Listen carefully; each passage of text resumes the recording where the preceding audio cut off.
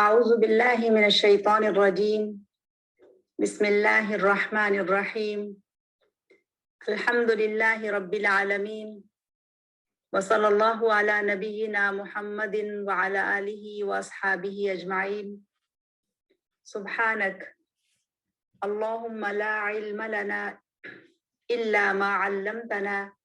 انک انت العلیم الحکیم ولا حول ولا قوة الا باللہ العلی العظیم اللہم علمنا ما ينفعنا وانفعنا بما علمتنا وزدنا علما وعملا متقبلا یا رب العالمین اللہم انا نبرأ الیک من حولنا وقوتنا وعلمنا وحفظنا وذکائنا ونلتجئ الى حولک وقوتک یا ذا القوة المتین آمین یا رب العالمین۔ فی بیت الحبیب صلی اللہ علیہ وسلم کے اس خوبصورت سلسلے کا 5واں پروگرام آپ کے سامنے پیش کر رہی ہوں۔ امہات الانبیاء سلام اللہ علیہن کی خوبصورت زندگیوں کے واقعات اور ان کا اللہ سبحانہ و تعالی پر غیر متزلزل ایمان اور ان کا عزم، ان کا ثبات، ان کی پختگی اور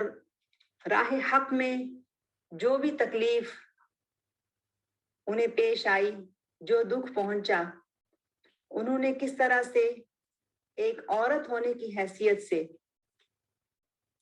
ان ساری مشکلات کو، ان سب مسائل کو بہت ہی ہمت کے ساتھ اور بہت ہی ایمان کی اور اللہ سبحانہ و تعالیٰ کے ساتھ تعلق کی خوبصورتی کے ساتھ گزارا، جس میں ہم خواتین کے لیے بہترین رہنمائی موجود ہے۔ امہات الانبیاء سلام اللہ علیہن اس خوبصورت سلسلے کی آخری ماں، جس نے ایک ایسے بچے کو جنم دیا جو افضل البشر ہونے کے ساتھ ساتھ خاتم النبیین ہونے کے ساتھ ساتھ ایک ایسا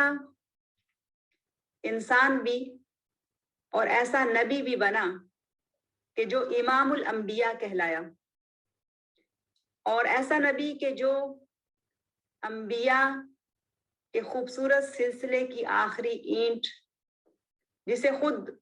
محمد الرسول اللہ صلی اللہ علیہ وسلم یہ کہہ کر بیان کرتے ہیں کہ ایک خوبصورت محل جس کے اندر ایک اینٹ کی جگہ باقی ہو، اور مجھے مبعوث کر کے اس خالی جگہ کو پر کر دیا گیا، اور سلسلہ انبیاء کا خوبصورت سلسلہ محمد رسول اللہ صلی اللہ علیہ وسلم پر مکمل ہو گیا۔ اب ان انبیاء کی تاریخ اور ان انبیاء کی سیرت کے پیچھے ہمیں ان کی ماؤں کے جو خوبصورت اور ایمان سے لبریز چہرے نظر آتے ہیں اور عظمت سے بھری زندگیاں ملتی ہیں، ان میں آخری نبی محمد رسول اللہ صلی اللہ علیہ وسلم کی آخری نبی محمد رسول اللہ صلی اللہ علیہ وسلم کی والدہ آمنہ رضی اللہ عنہا وعلیہ السلام کا ذکر جمیل آج ہمارے سامنے ہے۔ آمنہ کعبۃ اللہ کے پڑوس میں تھیں، اور یہ جو قصہ کہانی آج ہم پڑھیں گے وہ بھی دراصل البیت العتیق کے قرب و جوار میں پیش آنے والے واقعات ہیں، اور میں چاہوں گی کہ آپ لوگ جب ان واقعات کو سنیں تو اپنے ذہن میں کعبۃ اللہ کی تصویر کو رکھیں اور اس منظر کو اپنے سامنے بار بار لاتی رہیں کہ وہ گھر جسے ابراہیم علیہ السلام نے آباد کیا، اور وہ گھر کہ جس کی تاریخ میں سیدہ ہاجر کا نام بہت اہم نام ہے، اس گھر کے قرب و جوار میں ہمیں ایک اور قصہ بھی ملتا ہے، اور ایک نہیں ایسے کئی قصے ملتے ہیں جو خواتین کی زندگیوں سے متعلق ہیں۔ البیت العتیق یعنی اللہ سبحانہ و تعالیٰ کا پہلا گھر جسے ابراہیم علیہ السلام نے بنایا، اور جس سلسلے میں ہم نے پچھلی دفعہ بھی یہ سورہ الحج کی آیا پڑھی تھی، وَإِذْ بَوَّأْنَا لِإِبْرَاهِيمَ مَكَانَ الْبَيْتِ أَلَّا تُشْرِكْ بِي شَيْئًا وَطَهِّرْ بَيْتِيَ لِلطَّائِفِينَ وَالْقَائِمِينَ وَالرُّكَّعِ السُّجُودِ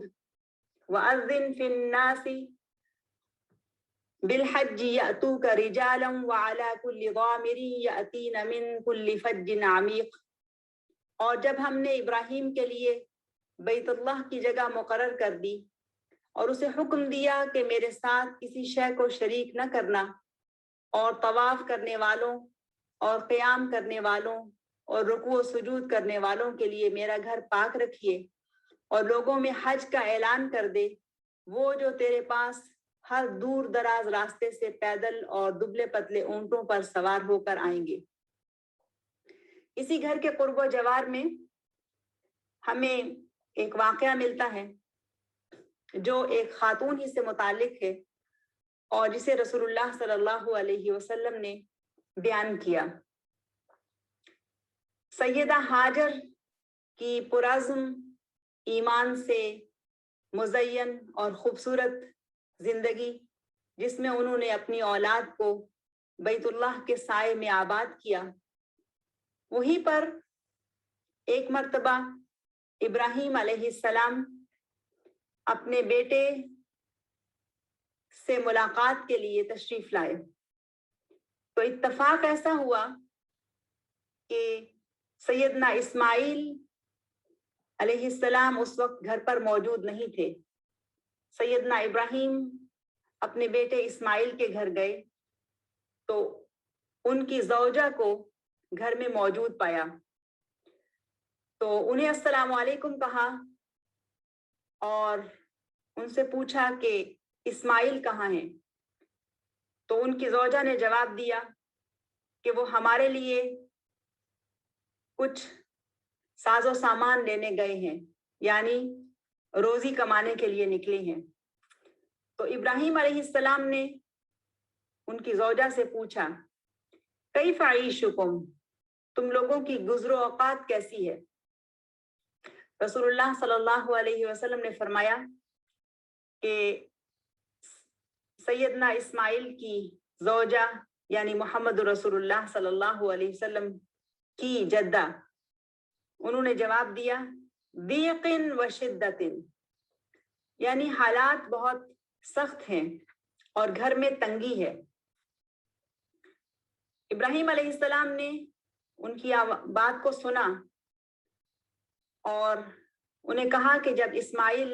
واپس آئیں تو انہیں یہ کہیے گا غیر عتبۃ دارک، اپنے گھر کی دہلیز کو تبدیل کر لو۔ اور ابراہیم علیہ السلام واپس چلے گئے۔ جب اسماعیل علیہ السلام گھر پہنچے تو انہیں اپنے والد کی موجودگی کی خوشبو محسوس ہو گئی۔ انہوں نے اپنی زوجہ سے پوچھا کہ کیا گھر میں کوئی آیا تھا؟ زوجہ کہنے لگی کہ جی ہاں، اس شکل اور اس حلیے کے ایک بزرگ تشریف لائے تھے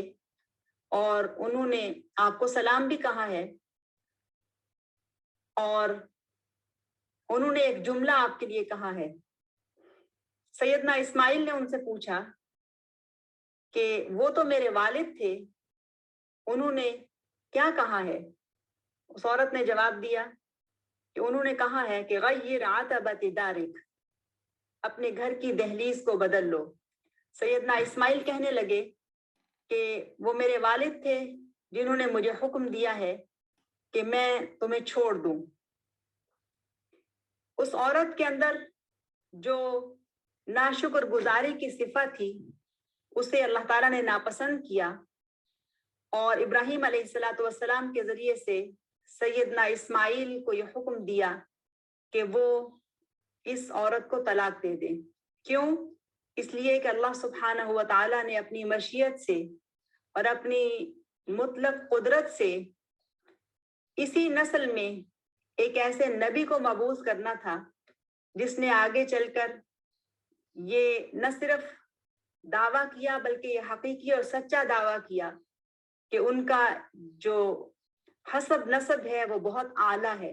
اور اس سے متعلق آگے چل کر کچھ احادیث میں آپ کے سامنے رکھوں گی۔ اور یہاں پر یہ بھی معلوم ہوتا ہے کہ لا یشکر الناس لا یشکر اللہ، یہ رسول اللہ صلی اللہ علیہ وسلم کی حدیث ہے کہ جو لوگوں کا شکر گزار نہیں ہوتا وہ اللہ کا بھی شکر ادا نہیں کرتا۔ اور عورت کے اندر شکر گزاری کی اس صفت کا پایا جانا بہت ضروری ہے۔ بہت کم خواتین ایسی ہوتی ہیں جو شکر گزاری کا رویہ اور شکر گزاری کی کیفیت اپنے اندر رکھتی ہیں۔ تو اس واقعہ میں ایک عورت ہونے کی حیثیت سے ہمارے لیے یہ سبق ہے کہ اپنے شوہروں کے لیے شکر گزاری کی کیفیت پیدا کی جائے، اور یہ بھی کہ اللہ سبحانہ و تعالیٰ کو شکر گزاری کی کیفیت اور شکر گزاری کی صفہ بہت پسند ہے۔ کچھ عرصہ گزرا تو ابراہیم علیہ السلام دوبارہ سے آئے، اور اسماعیل علیہ السلام ایک اور نکاح کر چکے تھے۔ ابراہیم علیہ السلام گھر پہنچے، سلام کیا، اور پھر وہاں پر موجود جو زوجہ ہیں ان سے پوچھا کہ اسماعیل کہاں ہیں؟ انہوں نے جواب دیا کہ وہ ہمارے لیے گزر و اوقات لینے گئے ہیں۔ تو ابراہیم علیہ السلام نے ان سے پوچھا کہ کیف حالکم، تمہارا کیا حال ہے، تمہاری عیش کیسی ہے، گزر و اوقات کیسی ہے؟ قالت بخیر، وہ خاتون کہنے لگی کہ ہم خیریت سے ہیں، اور حدیث کے الفاظ ہیں وَأَثْنَتْ عَلَى اللَّهِ عَزَّ وَجَلَّ، اور جتنے بھی خوبصورت الفاظ میں وہ اللہ سبحانہ و تعالیٰ کی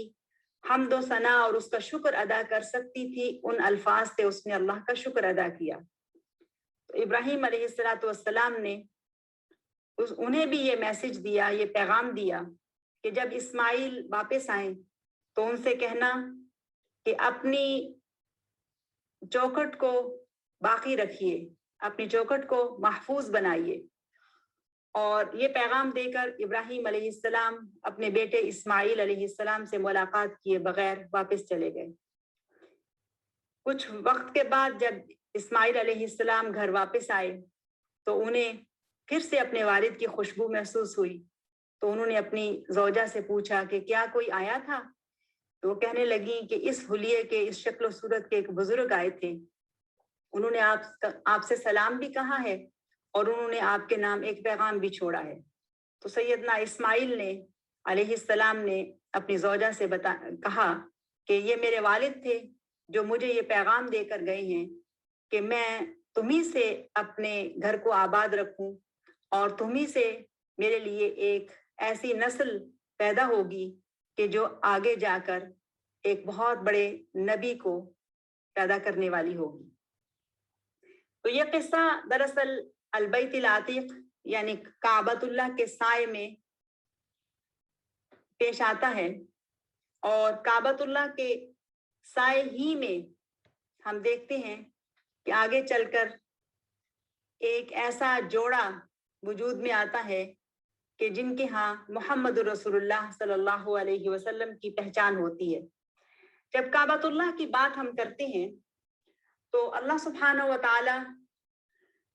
ام محمد یعنی سیدہ آمنہ بنت وہب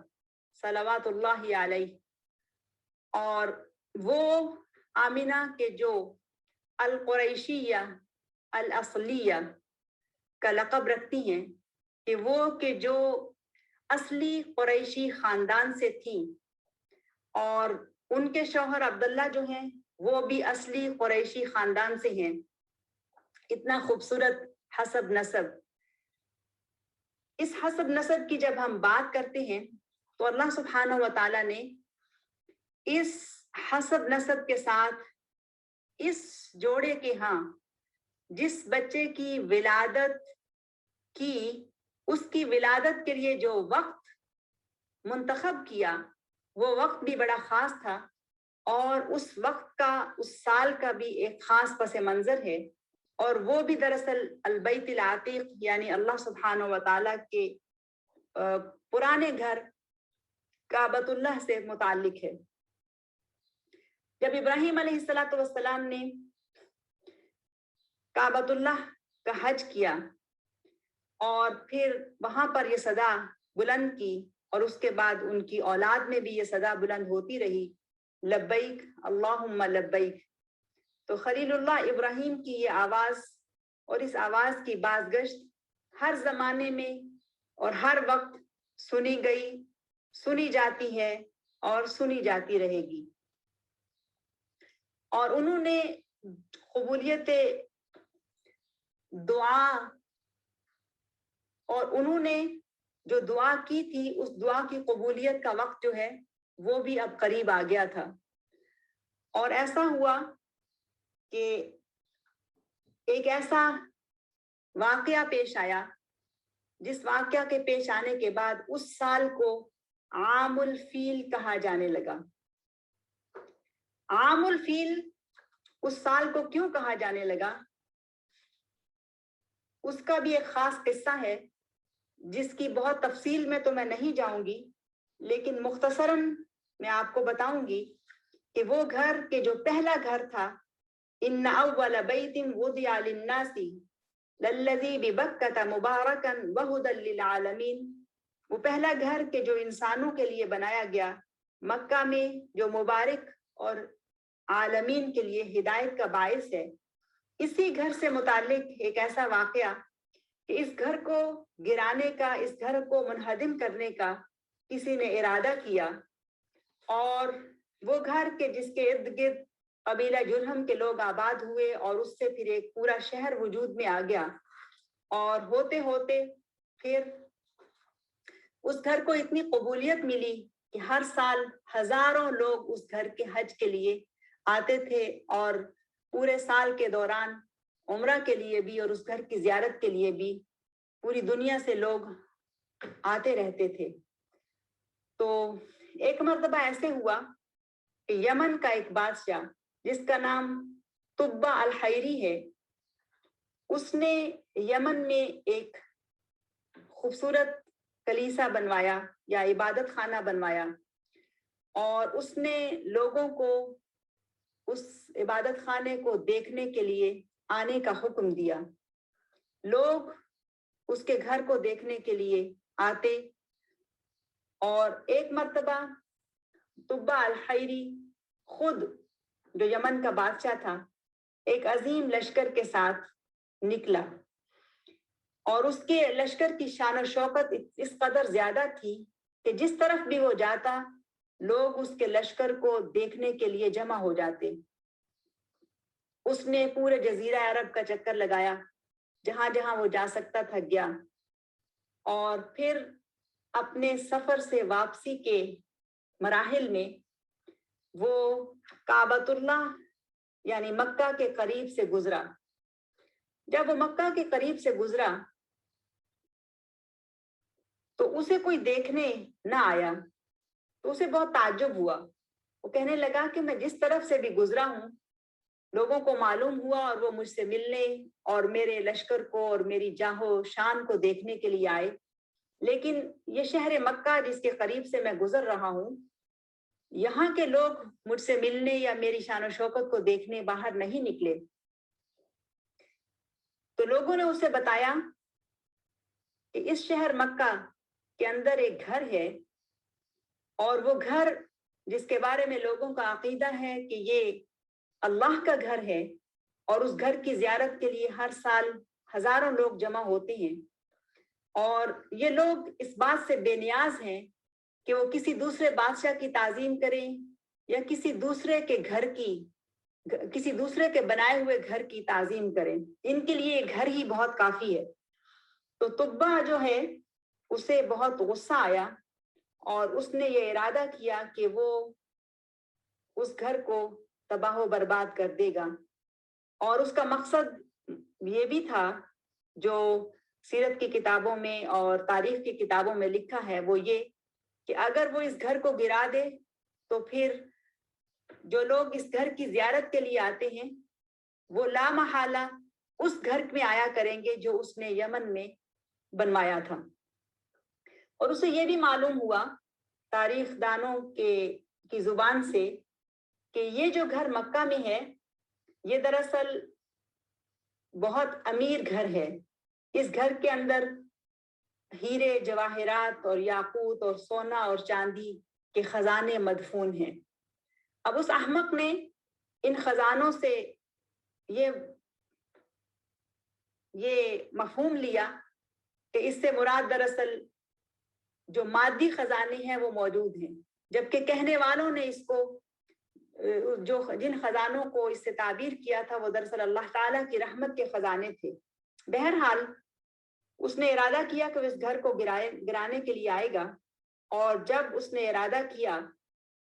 تو اس کے ناک کے ذریعے سے بہت زیادہ خون اور پیپ جاری ہو گیا،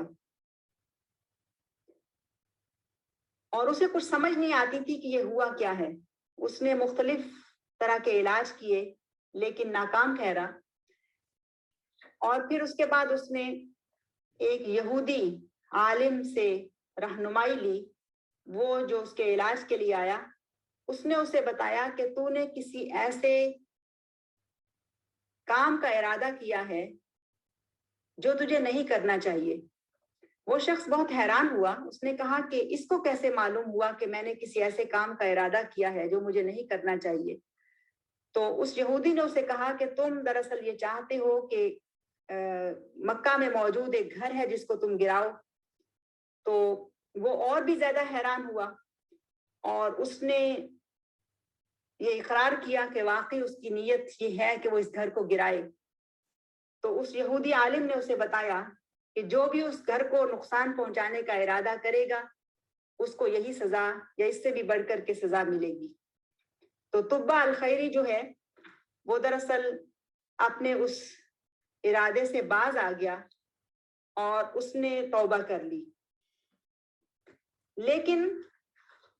اس کے بعد اسی کی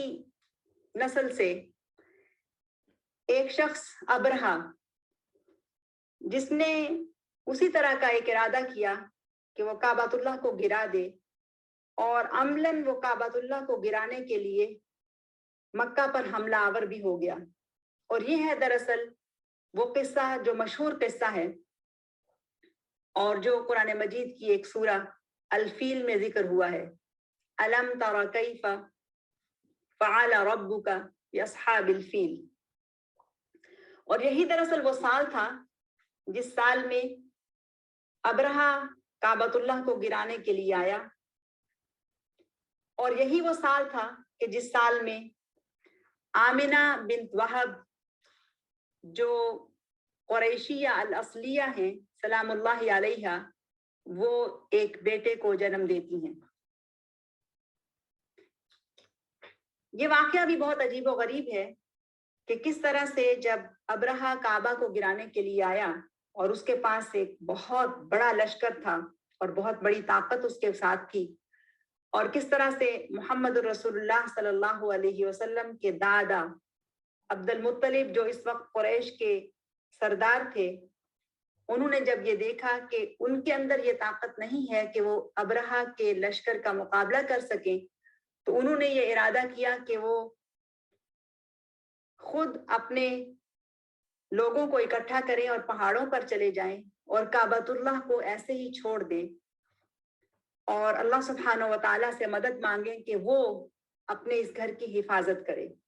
اور یہاں پر ایک اور بہت ہی مختصر اور خوبصورت واقعہ ہمیں ملتا ہے کہ جب ابرہہ کعبہ کو گرانے کے لیے آیا تو اس کے لشکریوں نے سیدنا عبد المطلب کے کچھ اونٹ پکڑ لیے، اور سیدنا عبد المطلب جو ہیں وہ اپنے لوگوں کو اکٹھا کر کے اپنے گھروں کو خالی چھوڑ کر پہاڑوں پر چلے گئے تھے۔ انہیں جب پتا چلا کہ میرے کچھ اونٹ جو ہیں وہ ابرہہ کے فوجیوں کے پاس ہیں یا ان کے قبضے میں ہیں، تو وہ اس سے گفت و شنید کے لیے، اس سے بات کرنے کے لیے گئے۔ ابرہہ نے جب ان سے بات کی تو اس کا خیال تھا کہ یہ دراصل مجھ سے ایسی بات چیت کرنے کے لیے آئیں گے کہ جس میں یہ اس گھر کی حفاظت کی کوئی بات کریں گے اور مجھ سے کوئی یہ بات کریں گے کہ میں اس گھر کو گرانے کا ارادہ ملتوی کر دوں۔ انہوں نے آتے ہی یہ کہا کہ مجھے میرے اونٹ واپس کر دو۔ ابرہہ بہت حیران ہوا، اس نے کہا کہ تم اونٹوں کی بات کرتے ہو جبکہ میں تو تمہارے اس گھر کو جس کی تم تعظیم کرتے ہو، جسے تم اللہ کا گھر مانتے ہو، اس کو گرانے کے لیے آیا ہوں۔ تو عبد المطلب نے ایک بہت ہی خوبصورت جملہ کہا۔ انہوں نے یہ کہا کہ اس گھر کا ایک رب ہے، وہ خود اس گھر کی حفاظت کرے گا، اور میں اونٹوں کا رب ہوں، یعنی اونٹوں کا مالک ہوں، مجھے اس کے بارے میں تم سے بات چیت کرنی ہے۔ تو اس واقعے سے یہ بھی معلوم ہوتا ہے کہ سیدنا عبد المطلب جو قریش کے لیڈر تھے، ان کے دل میں اس گھر کی عظمت اور اس گھر کی شان وہ کس قدر راسخ تھی، اور پھر کس طرح سے اللہ سبحانہ و تعالیٰ نے اس گھر کی حفاظت کی۔ اسی گھر کے سائے میں جس گھر کی حفاظت اللہ تعالیٰ نے کی، اور اسی سال کے اندر جس کو عام الفیل کے نام سے یاد کیا جاتا ہے، اس برکت والے سال کے اندر محمد رسول اللہ صلی اللہ علیہ وسلم کی پیدائش ہوتی ہے، ایک ایسے گھرانے کے اندر جو ماں کی طرف سے یعنی سیدہ آمنہ کے لحاظ سے بنو زہرہ کا قبیلہ ہے۔ اور بنو زہرہ جس سے متعلق یہ آتا ہے کہ یہ بھی قریش کا یہ ایک قبیلہ تھا، اور وہ حسب نسب سے اور اعلیٰ روایات کے اعتبار سے بہت ہی ممتاز قبیلہ تھا۔ اور نبی صلی اللہ علیہ وسلم کی ایک حدیث جو آپ کے سامنے موجود ہے، رسول اللہ صلی اللہ علیہ وسلم نے فرمایا، لم یزل اللہ ینقلنی من الاسلاب الطیبۃ الى الارحام الطاہرۃ مصفى مہذبہ لا تتشعب شعبتان الا كنت فی خیرہما۔ یعنی اللہ سبحانہ و تعالیٰ نے مجھے ایسے صلب سے پیدا کیا ہے کہ جو طیب صلب ہے، پاکیزہ صلب ہے، یعنی جس نسل سے مجھے پیدا کیا گیا وہ پاکیزہ صلب ہے، اور اس میں جس حدیث میں جس بات کا ذکر ہے وہ یہ کہ الی ارحام الطاہرہ، یعنی رسول اللہ صلی اللہ علیہ وسلم کا جو صلب ہے، والد کی طرف سے جو حسب نسب ہے وہ بھی طیب اور پاکیزہ ہے، اور جس رحم سے وہ پیدا کیے گئے وہ بھی مصفہ اور مہذب ہے۔ اور رسول اللہ صلی اللہ علیہ وسلم کی اس حدیث کے مطابق کہ اللہ سبحانہ و تعالیٰ نے مکمل کر دیا رسول اللہ صلی اللہ علیہ وسلم کی نسل کو اس طرح سے کہ دو خوبصورت قبیلوں کو، ایک طرف خوبصورت صلب ہے اور دوسری طرف ایک پاکیزہ رحم ہے، ان کو جمع کر دیا اس صورت میں کہ محمد رسول اللہ صلی اللہ علیہ وسلم کے والد عبداللہ کے نکاح میں سیدہ آمنہ بنت وہب، وہ جو زہرۃ قریش ہیں، یعنی قریش کی پھول ہیں، وہ پیدا ہوتی ہیں۔ اور جو بنی زہرہ ہیں، ان کا ایک بہت خاص مقام ہے، اور بنو زہرہ کے اندر آمنہ بنت وہب سلام اللہ علیہا حسب نسب اور مقام اور مرتبہ کے اعتبار سے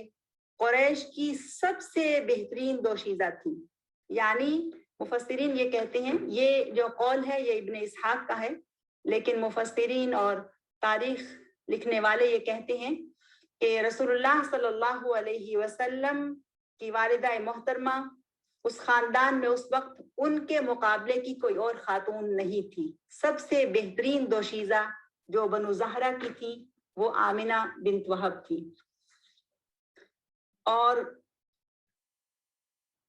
رسول اللہ صلی اللہ علیہ وسلم نے کئی مقامات پر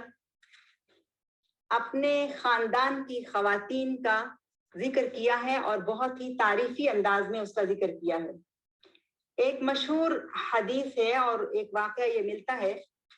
کہ حنین کے موقع پر نبی صلی اللہ علیہ وسلم جب مختلف لوگوں کے ساتھ، مختلف قبیلوں کے ساتھ جنگ میں مشغول تھے، تو رسول اللہ صلی اللہ علیہ وسلم نے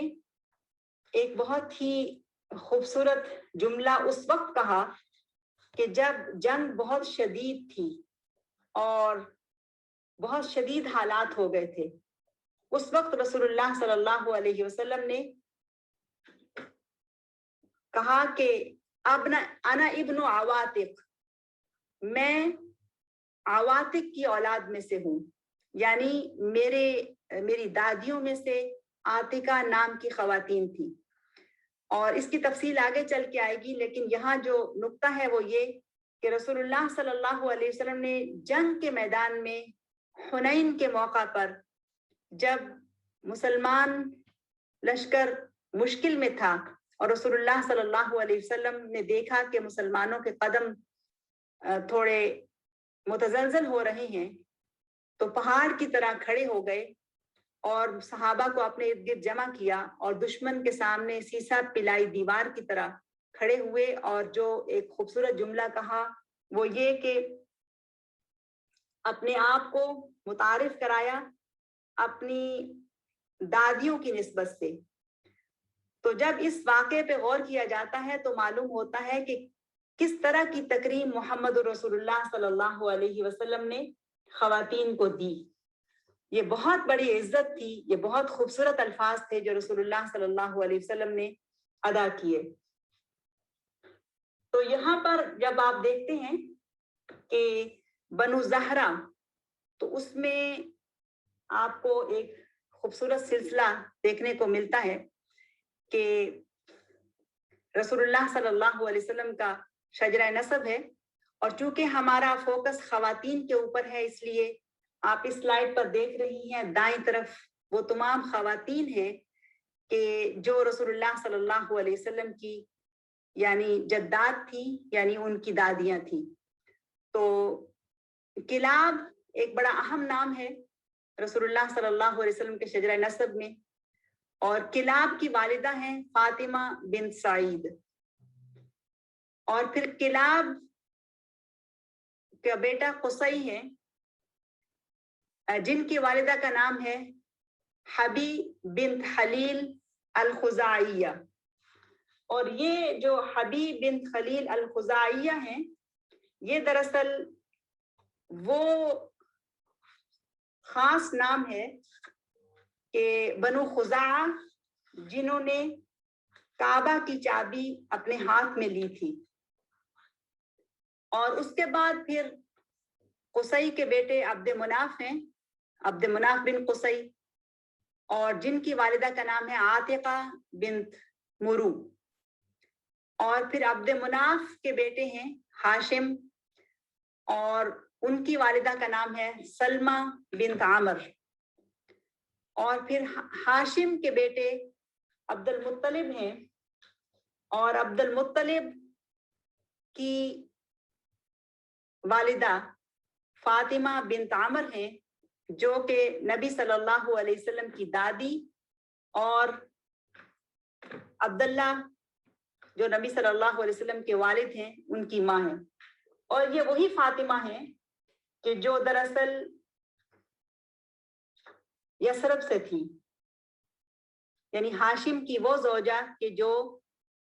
جن کی نسبت سے رسول اللہ صلی اللہ علیہ وسلم کے ننیالی رشتہ دار جو ہیں وہ یثرب یعنی مدینہ منورہ سے تعلق رکھتے تھے. اب یہاں پر یہ جو خواتین آ رہی ہیں، یہ خواتین دراصل قریش کے اندر بہت بڑے اور اہم مقام کی حامل تھی، اور لوگ ان کو ان کے کردار سے، ان کی عظمت سے جانتے تھے. یہ بہت ہی ایمان والی اور بہت ہی اعلیٰ کردار کی مالکہ خواتین تھی. رسول اللہ صلی اللہ علیہ وسلم کی زندگی میں ایک واقعہ آیا جس کی تفصیل انشاءاللہ آگے چل کے ہم دیکھیں گے، لیکن یہاں پر جو اہم بات میں آپ کو بتانا چاہتی ہوں وہ یہ ہے کہ دادی کی طرف سے جو سلسلہ آپ نے ابھی دیکھا ہے، اگر ہم آگے چلیں تو رسول اللہ صلی اللہ علیہ وسلم کی نانی کی طرف سے بھی جو سلسلہ چلتا ہے اس میں بھی جو نام آتے ہیں وہ بھی بہت اہم نام ہیں. یعنی دادیوں کی لسٹ بھی آپ نے دیکھی کہ اس میں وہ خواتین ہیں کہ جو پورے مکہ میں اپنے اخلاق، اپنے کردار سے پہچانی جاتی تھی، اور اسی طرح سے نانیوں کی طرف سے بھی جو نام ہیں وہ آپ کے سامنے موجود ہیں، اور یہ بھی وہ خواتین ہیں کہ جو بہت اعلیٰ اخلاق اور اعلیٰ کردار کی مالک خواتین تھی. تو اس میں آپ دیکھیے ہند بنت یربو، اگر آپ اوپر سے نیچے کی طرف جائیں یا نیچے سے اوپر کی طرف جائیں تو بات کو زیادہ اچھی طرح سے سمجھ پائیں گی. محمد صلی اللہ علیہ وسلم کی والدہ آمنہ بنت وہب جو بنو زہرا سے ہیں، اور پھر آمنہ بنت وہب کی والدہ برہ بنت عبد العزہ، اور پھر برہ بنت عبد العزہ کی والدہ یہ ام حبیب ہیں، ام حبیب بنت اسد. یہ بھی بہت اہم نام ہے. اور اس کے بعد ان کی والدہ جو ہیں وہ برہ بنت عوف. اور اگر آپ شجرہ نسب دیکھیں تو یہاں پر جا کر یہاں سے بھی یہ شجرہ جو ہے وہ محمد رسول اللہ صلی اللہ علیہ وسلم کے ساتھ جا کے مل جاتا ہے. اور برہ بنت عوف، اور پھر اس کے بعد قلابہ بنت الحارث، اور پھر اس کے بعد ہند بنت یربو. عربوں میں یہ ایک جو روایت ہے بہت ہی خوبصورت ہے کہ ان کے ہاں جو لینیج ہے اور جو نام ہے وہ بہت محفوظ رکھے جاتے ہیں، اور یہ ہونا چاہیے. تو آمنہ بنت وہب، اگر ہم ان کے بارے میں تفصیل سے جاننا چاہیں تو ہمیں سمجھ یہ آتی ہے کہ جتنے بھی چارٹ ابھی تک ہم نے دیکھے ہیں اس میں جو کلاب ہے ان کے دو بیٹے ہیں، قصی بن کلاب اور زہرہ بن کلاب. اور زہرہ بن کلاب کی والدہ ہیں فاطمہ بن سعد، جن کے بارے میں رسول اللہ صلی اللہ علیہ وسلم نے بعد میں بھی ذکر کیا، جس کا تذکرہ آگے چل کے آئے گا. اب کلاب کے دو بیٹے ہیں، ایک ہے قصی بن کلاب اور دوسرے ہیں زہرہ بن کلاب. اور قصی بن کلاب کی اولاد میں سے عبداللہ ہیں نبی صلی اللہ علیہ وسلم کے والد، اور پھر محمد صلی اللہ علیہ وسلم ہیں. اور ظاہر ہے عبداللہ کے بعد آپ عبد المطلب بھی کہیں اور پھر ہاشم بھی کہیں، اور اس طرح سے اوپر یہ سلسلہ چلتا چلا جاتا ہے. اور قصی کے جو دوسرے بھائی ہیں زہرہ بن کلاب، ان کی اولاد سے آمنہ بنت وہب ہیں. تو اس طرح سے آپ نے یہ دیکھا کہ کس طرح سے رسول اللہ صلی اللہ علیہ وسلم کا جو سلسلہ ہے، سلسلہ نسب ہے، وہ اوپر جا کے مل جاتا ہے. یعنی رسول اللہ صلی اللہ علیہ وسلم اپنے والد کی طرف سے بھی اصلاً قریشی ہیں، اور اپنی والدہ کی طرف سے بھی وہ بہترین حسب نسب کے اعتبار سے اصلاً قریشی خاندان سے تعلق رکھتے ہیں. اور آمنہ بنت وہب سلام اللہ علیہ، جن کی جو جن کی پہچان اور جن کا تعارف میں سیرت نگاروں نے اور تاریخ دانوں نے یہ لکھا ہے القریشیہ الاصلیہ. ان کا سلسلہ نسب میں آپ کے سامنے رکھتی ہوں تاکہ ابھی جو بات میں نے آپ کو بتائی ہے کہ کس طرح سے محمد رسول اللہ صلی اللہ علیہ وسلم کے والد عبداللہ کا اور آمنہ بنت وہب ان کا سلسلہ نسب جو ہے وہ اوپر جا کے مل جاتا ہے. تو آپ دیکھیے آمنہ بنت وہب بن عبد مناف بن زہرا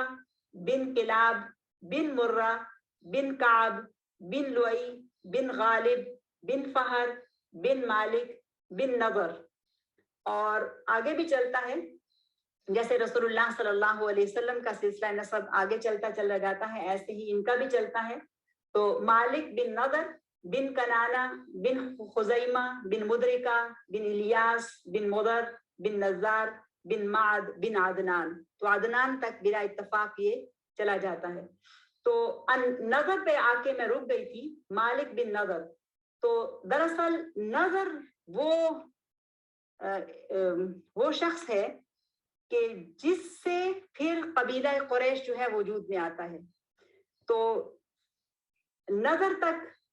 جب ہم پہنچتے ہیں تو وہاں سے دراصل وہ شاخ نکلتی ہے کہ جو قریش کہلاتی ہے. اور اسی قریش کے خاندان سے دو ہستیاں ایک عبداللہ رضی اللہ عنہ اور دوسری آمنہ بنت وہب رضی اللہ عنہا جن کے ہاں آخری نبی محمد رسول اللہ صلی اللہ علیہ وسلم کی پیدائش ہوتی ہے. تو یہ سارا سلسلہ جو ہے پہچاننا اس لیے بھی ضروری ہے کہ رسول اللہ صلی اللہ علیہ وسلم نے اس حوالے سے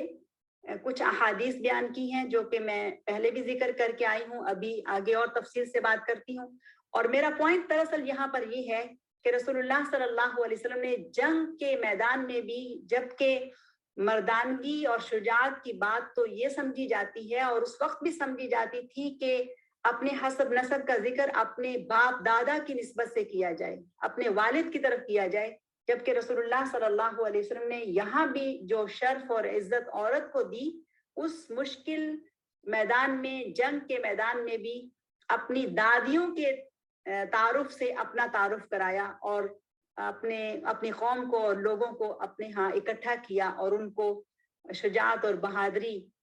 کا سبق دیا اور انہیں بتایا کہ وہ جم جائیں اور اپنی عظمت اور اپنی قوت اور اپنے مستقل مزاجی کا اظہار بھی ان الفاظ میں کیا. رسول اللہ صلی اللہ علیہ وسلم نے فرمایا انا ابن العواتق من سلیم, یعنی میں سلیم کی العواتق کا بیٹا ہوں.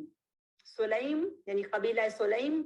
اس کی عواتق کا بیٹا ہوں. اب یہ عواتق کون ہے؟ عواتق کی تفصیل میں جانے سے پہلے میں ایک اور حدیث آپ کے سامنے رکھتی ہوں. یہ ہے دراصل وہ وصف جس کو رسول اللہ صلی اللہ علیہ وسلم نے خود اپنے لیے بیان کیا, اور اس وصف کے اندر بھی جو عزت و تکریم ایک عورت کو ملی وہ ایسی خوبصورت عزت و تکریم ہے جو رسول اللہ صلی اللہ علیہ وسلم کی زبانی عورت کو ملتی ہے. ان اللہ اصطفیٰ کنانۃ من ولد اسماعیل واصطفیٰ قریشا من کنانہ واصطفیٰ من قریش من بنی ہاشم واصطفانی من بنی ہاشم. اللہ سبحانہ و تعالیٰ نے اسماعیل کی اولاد سے کنانہ کو چن لیا اور پھر کنانہ میں سے قریش کو چن لیا اور پھر قریش میں سے بنو ہاشم کو چن لیا اور پھر بنو ہاشم میں سے مجھے منتخب کر لیا. تو یہ جن عواتق کی نبی صلی اللہ علیہ وسلم نے جن عواتق کا ذکر کیا ہے یہ دراصل 3 عاتقہ نام کی خواتین ہیں جو اس خاندان میں بہت مشہور تھی, یعنی قریش میں بہت مشہور تھی. ان میں نمبر 1 عاتقہ نام کی خاتون ہے عاتقہ بنت مرہ, یہ بنی سلیم سے ہیں. اور دوسری عاتقہ بنت الاوقس بن مرہ بن ہلال, یہ بھی بنی سلیم سے ہیں. اور تیسری عاتقہ بنت فالح بن ہلال, یہ بھی بنی سلیم سے ہیں. تو یہ 3 مشہور خواتین تھیں جن کے کردار اور جن کی عظمت اور جن کی رفعت اور جن کی اخلاق کی مضبوطی اور جن کی جو پیور ہونا ہے, جن کا اخلاص جو ہے, جن کا خالص ہونا ہے, اس کو اس وقت کے اہل عرب بھی بہت اچھی طرح سے پہچانتے تھے، اور یہ اپنے قوم اور اپنے قبیلے کے اندر بنو قریش کے اندر یہ اور بنو سلیم کے اندر یہ بہت مشہور خواتین تھیں۔ پھر آگے چلتے ہیں تو ہمیں یہ بھی پتہ چلتا ہے کہ رسول اللہ صلی اللہ علیہ وسلم کے والدین آمینہ بنت وہب اور محمد رسول اللہ صلی اللہ علیہ وسلم کے والد عبداللہ، ان کا جو سلسلہ ہے وہ کس طرح سے خالص ہے اور کس طرح سے کعبۃ اللہ کے جوار میں، کعبۃ اللہ کے پڑوس میں رہنے والے لوگوں میں سے ہے۔ جیسا کہ آپ سب کو معلوم ہے کہ سیدنا ابراہیم علیہ السلام نے جب کعبۃ اللہ کو بنایا اور پھر زمزم کا چشمہ اللہ تعالیٰ کے حکم سے وہاں جاری ہو گیا، اور پھر اس کے بعد سیدنا عبد المطلب نے اس زمزم کے چشمے کو پھر سے کھودا اور پانی جو ہے وہ نکل آیا۔ یہ سارا واقعہ، اس کی تفصیل آپ سب جانتی بھی ہیں، اور کچھ تفصیل میں آگے چل کے بھی آپ کو بتاؤں گی، لیکن یہاں پر جب ہم اس حسب نسب کے تحت بات کرتے ہیں تو سمجھ یہ آتی ہے کہ یعنی وہب بن عبد مناف اور برہ بنت عبد العزیٰ، اب یہ وہب بن عبد مناف کون ہیں؟ یہ دراصل آمینہ کے والد ہیں، وہب بن عبد مناف، اور دوسری طرف جو ان کی زوجہ ہیں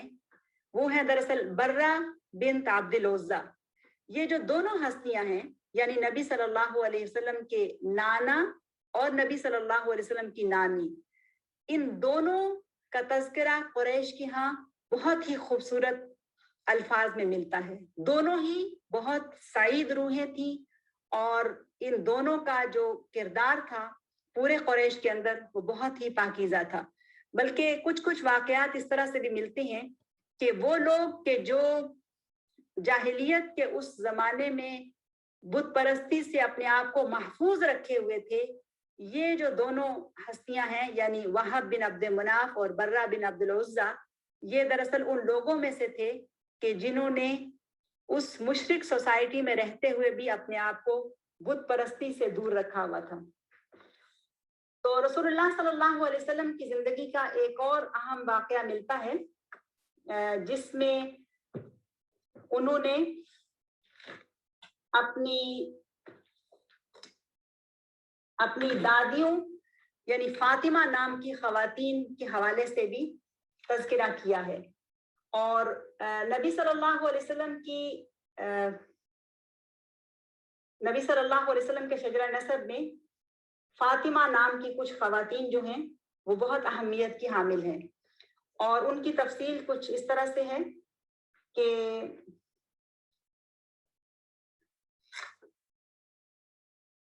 اس میں ایک خاتون جو ہے وہ ہے دراصل فاطمہ بنت سعید، یہ ہے دراصل قصی بن کلاب کی والدہ، اور ان کا جو مقام ہے یہ بہت بلند ہے۔ یعنی اور بھی فاطمہ پیدا ہوئی ہیں، جیسے نبی صلی اللہ علیہ وسلم کی اپنی دادی جو ہیں، جو کہ عبداللہ کی والدہ ہیں، وہ بھی فاطمہ ہیں، اور اس کے علاوہ بھی کچھ فاطمہ ملتی ہیں، لیکن ایک فاطمہ جو قصی بن کلاب کی والدہ ہیں، فاطمہ بن سعید، ان کے حالات زندگی بھی بہت ہی نمایاں ہیں، اور یہ بھی بہت عظیم خاتون تھی، اور یہ بھی اپنے قبیلے کے اندر بہت ممتاز مقام رکھتی تھی۔ اگر آپ ان کے اس مقام کو سمجھنا چاہیں تو آپ اس کو اس طرح سے بھی سمجھ سکتی ہیں کہ کس طرح سے جب نبی صلی اللہ علیہ وسلم سیدہ خدیجۃ الکبریٰ رضی اللہ عنہا کے نکاح میں آتے ہیں تو اس وقت سیدہ خدیجۃ الکبریٰ کا مکہ کے اندر کیا مقام ہے، یعنی طیبہ، طاہرہ اور اس طرح کے القاب سے وہ پہچانی جاتی ہیں۔ تو جس طرح کی پہچان اس وقت ان کی سوسائٹی میں تھی، اور جس کو ہم تفصیل سے آگے چل کے دیکھیں گے، اسی طرح کا اور اس سے ملتا جلتا مقام دراصل ان خواتین کو حاصل تھا جن کو رسول اللہ صلی اللہ علیہ وسلم نے یاد کیا اور جن کے ساتھ اپنے تعلق کو بتاتے ہوئے رسول اللہ صلی اللہ علیہ وسلم نے خوشی کا اظہار کیا کہ میں تو ان فاطماؤں کی اولاد میں سے ہوں، یعنی عورت کے ساتھ اپنی نسبت اور اپنے تعلق کو بیان کیا اور اس پر خوشی کا اظہار کیا. اور ایسے ہی عواتق کے حوالے سے بھی یہ کہا کہ میں تو عاتقہ نام کی خواتین کی اولاد میں سے ہوں. اور اس میں آپ نے نبی صلی اللہ علیہ وسلم کی دادیوں کی فہرست جو ہے وہ بھی دیکھی اور آپ نے نانیوں کی فہرست جو ہے وہ بھی دیکھ لی کہ سارے سلسلے جو اس میں آتے ہیں. اب آگے اگر چلیں تو ہمیں یہ سمجھ آتی ہے کہ وہب بن عبد مناف جو ہیں ان کے ہاں صرف 2 اولادیں ہیں اور ان کی 2 ہی بیٹیاں ہیں. ایک ہے آمنہ بنت وہب جو کہ زہرۃ قریش کے نام سے مشہور ہیں، یعنی قبیلہ بنو زہرہ کی بھی وہ زہرہ تھی. زہرہ یعنی گلاب کے پھول کو کہتے ہیں اور وہ قبیلے کا نام بھی بنو زہرہ ہے اور بنو زہرہ ایک بہت ہی ممتاز قبیلہ ہے. اور پھر بنو زہرہ کے اندر وہب بن عبد مناف ہیں اور عبد مناف اور برہ بنت عبد العزہ کے ہاں جو 2 بیٹیاں پیدا ہوتی ہیں وہ دراصل آمنہ بنت وہب ہیں جو ام الانبیاء میں سے ایک ہیں اور آخری نبی کی والدہ کا اعزاز حاصل کرتی ہیں، اور ان کی بہن حالہ بنت وہب. تو یہ 2 ہی اولادیں تھیں جو وہب بن عبد مناف کے ہاں ہوئی. دوسری طرف اگر ہم جائیں